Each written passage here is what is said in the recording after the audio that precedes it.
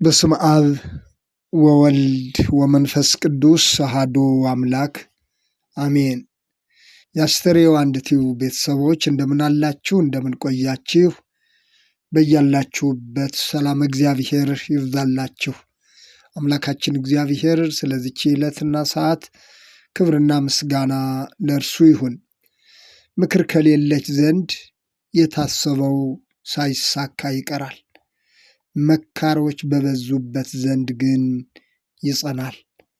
መጽሐፈ ምሳሌ ምዕራፍ 15 ቁጥር 22 ምክር ከሌለች ዘንድ የታሰበው ሳይሳካ ይቀራል፣ መካሮች በበዙበት ዘንድ ግን ይጸናል ይላል። ጠቢቡ ሰሎሞን የምክርን ጠቃሚነት ሰፋ አድርጎ ገልጾታል። ምክር የሚሰማን ሰው ጠቢብና አስተዋይ ይለዋል። የምክር አገልግሎት ትልቁ የዓለማችን የሥራ ዘርፍ እንደሆነም ይታወቃል። ባለስልጣናት፣ ባለ ሀብቶች፣ ልዩ ልዩ ሰዎች ለስራቸው ለኑሯቸው ትልቅ የህይወታቸው መርህ አድርገው የሚጠቀሙት ምክርን እንደሆነ ይታወቃል። ስለዚህ ጠቢቡ መልካም ምክር ከሌለች ዘንድ ሕዝብ ይወድቃል፣ በመካሮች ብዛት ግን ደህንነት ይሆናል ይላል። ምክር ከሌለች ዘንድ ሕዝብ ይወድቃል። መልካም ምክር ከሌለች ዘንድ ሕዝብ ይወድቃል፣ በመካሮች ብዛት ግን ደህንነት ይሆናል ይላል። ምሳሌ ምዕራፍ 11 ቁጥር 14 ላይ እንደ ግልም እንደ ሕዝብም መልካም ምክር ምን ያህል አስፈላጊ መሆኑን ያስገነዝባል። የብዙ ሰዎች የህይወት ቀውስ ከሚያስከትሉት ነገሮች አንዱ መካሪን አለመስማት ነው። የሰውን ምክር ባለመስማትና እንደገዛ ምኞታቸው ብቻ በመጓዝ አላስፈላጊ የሆነ ዋጋ የሚከፍሉ ጥቂቶች አይደሉም። ልጆች የወላጆቻቸውን ምክር ባለመስማት፣ ሌላውን በተመሳሳይ ሁኔታ አንዱ የሌላውን ምክር ባለመስማት በህይወት ላይ የሚያስከትሉ ቀውሶች ብዙ ናቸው። እንዲህ አይነቱ የህይወታችን የብዙዎቻችን ታሪክ ሊሆን ይችላል። በህይወታችን ከምንከፍላቸው አላስፈላጊ ዋጋዎች መካከል አንዱ የሚቀርቡን ሰዎች የሚሰጡንን ምክር አለመስማትና በዚህ ምክርን ባለመስማት ደግሞ ህይወትን መራራ የሚያደርጉ ሁኔታዎች ሊከሰቱ ይችላሉ። ታዋቂው ደራሲ እንደገለጹት ሰው የሚማረው አንድም በሳር ሀ ብሎ አንድም በአሳር ዋ ብሎ ሲሉ እንደገለጹት በወቅቱና በጊዜው መሆን የሚገባንን ማድረግ የሚገባንን ነገሮች ባለማድረጋችን በህይወታችን የሚፈጠሩ ተገቢ ያልሆኑ ሁኔታዎች ሊኖሩ ይችላሉ። ስለዚህ መማር አንዱ ነገር ሆኖ ምክርን መቀበል ደግሞ ሌላኛው ለሰው ልጆች እጅግ ጠቃሚ መሆኑን ቃሉም ያስረዳናል። በደራሲውም እንደተገለጸው የሰው ልጅ በጊዜውና በሰዓቱ በምክርም በትምህርትም ሌሎች የተሻለ ህይወት የተሻለ የእውቀት ብስለት ካላቸው ሰዎች የሚሰጠውን ምክር መቀበልም ሌላኛው የህይወትን አቅጣጫ ለማስተካከል እጅግ አስፈላጊ እንደሆነ እንገነዘባለን።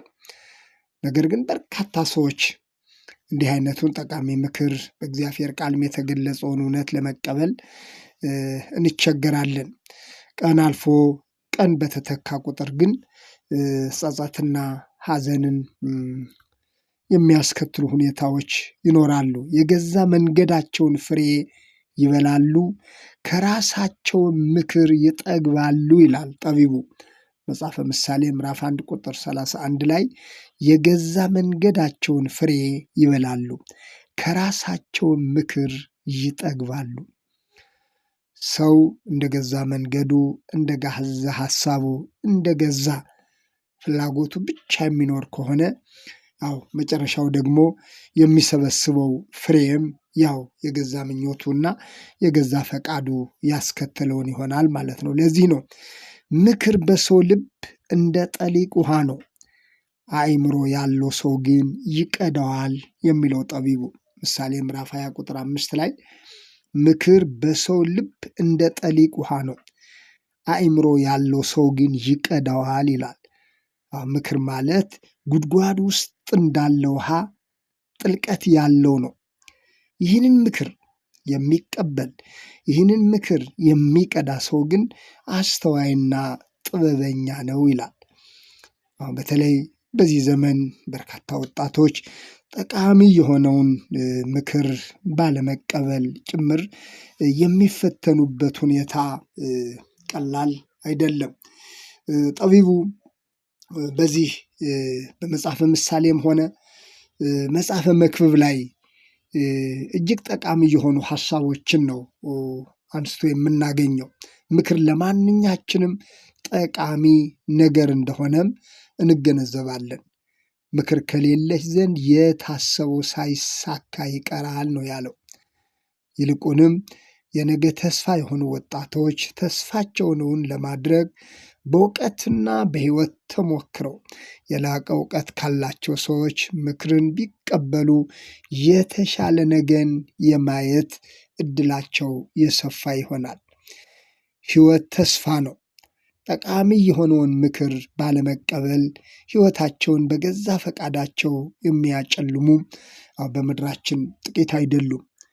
የበርካታ ወላጆች ጥያቄና ሸክምም ልጆች ምክርና ሐሳብ አይሰሙም የሚል ነው። ምክር በሰው ልብ እንደ ጠሊቅ ውሃ፣ አእምሮ ያለው ሰው ግን ይቀደዋል ይላል። ምክር በሰው ልብ እንደ ጠሊቅ ውሃ ነው፣ አእምሮ ያለው ሰው ግን ይቀደዋል። ምክር ለሚቀበላት የወደፊት ስንቅ መሆኗን መርሳት የለብንም። አሻፈረኝ የሚሉ ግን ደራሲው እንደገለጹት ሕይወትን ከሕይወታቸው ይማሩበታል ማለት ነው። ጠቢቡ ሰሎሞን በመጽሐፈ ምሳሌና መጽሐፈ መክብብ ላይ በአጠቃላይ የጥበብ መጻሕፍት ተብሎ በተገለጹት መጻሕፍቶቹ ላይ የገለጸው የሕይወት ተሞክሮን ጭምር የሚያካፍል በሚመስል ሁኔታ ነው።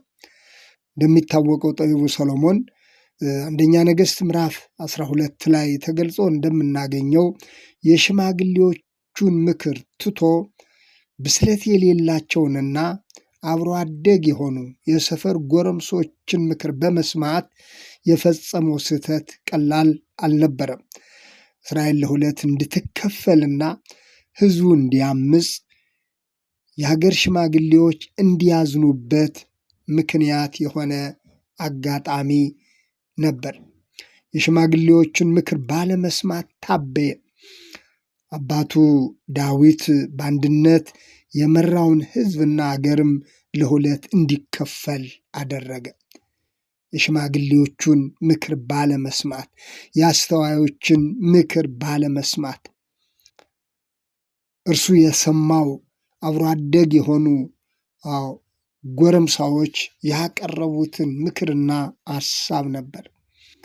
የተጠቀሱት የጠቢቡ ሰሎሞን መጻሕፍት ስናነባቸው የኋላ ታሪኩን እያሰበ ከእኔ የተማሩ የሚል ይመስላል። ምክር በሰው ልብ እንደ ጠሊቅ ውሃ ነው፣ አእምሮ ያለው ሰው ይቀደዋል ሲል ጠቢቡ ያለፈበትን ሕይወቱን የኖረበትን ሕይወቱን አስቀድሞ ከአምላኩ ከእግዚአብሔር ዘንድ ጥበብና ማስተዋልን በመጠየቅ የተደነቀለት ጠቢቡ ሰሎሞን በጥበብና በማስተዋሉ የሚታወቀው ጠቢቡ ሰሎሞን መጨረሻ ላይ ግን በሕይወቱ እግዚአብሔርን ያሳዘነበት ብዙ ነገር አለ። እንደዚሁም ደግሞ የሽማግሌዎችን ምክርና ሐሳብ ባለመቀበልም ምናምንቴ የሆኑ የወጣቶችን ምክር በመስማትም በሀገርም በሕዝብም ላይ ያደረሰው ተገቢ ያልሆነ ኪሳራ እንዳለ መጽሐፍ ቅዱስ ያስተምረናል። አንደኛ ነገሥት ምዕራፍ 12 ላይ ያለው ታሪክ ይህንን ነው የሚያስረዳን። ስለዚህ ጠቢቡ በዚህ ክፍል ላይ ስለ ጥበብ ጠቃሚነት የምክርንም ጠቃሚነት አስፍቶ ሲገልጽ ሰዎች ይህንን ምክር በመስማት ሕይወታቸውን በተገቢው እንዲመሩ ለማድረግ ያህል እርሱም ያለፈበትን ሕይወት እርሱም የኖረበትን ሕይወት ድካሙንም ብርታቱንም በሚገልጽ አይነት ሁኔታ በመጻሕፍቶቹ ውስጥ የተገለጸውን እናገኛለን። ስለዚህ ሰው እግዚአብሔርን በመፍራት ሕይወት፣ ምክርን በመቀበል ሕይወት ካልመራ በስተቀር ሕይወት በራሱ ከንቱ መሆኑን በመጽሐፈ ምሳሌና መጽሐፈ መክብብ ላይ ሰፋ አድርጎ የገለጻቸውን ታሪኮች እናገኛለን። ስለዚህ ምክር ከሌለች ዘንድ የታሰበው ሳይሳካ ይቀራል ነው የሚለው። የሰው ልጅ ያሰበውን ከግብ ለማድረስ በጥበብ፣ በእውቀት፣ በዕድሜ ከበሰሉ ሰዎች የሚሰጠውን ምክር መቀበልና መተግበር ያለውን ጠቀሜታ የምንረዳበት ክፍል ነው። ስለነበረን ጊዜ አምላካችን እግዚአብሔር ስሙ የተመሰገነ ይሁን።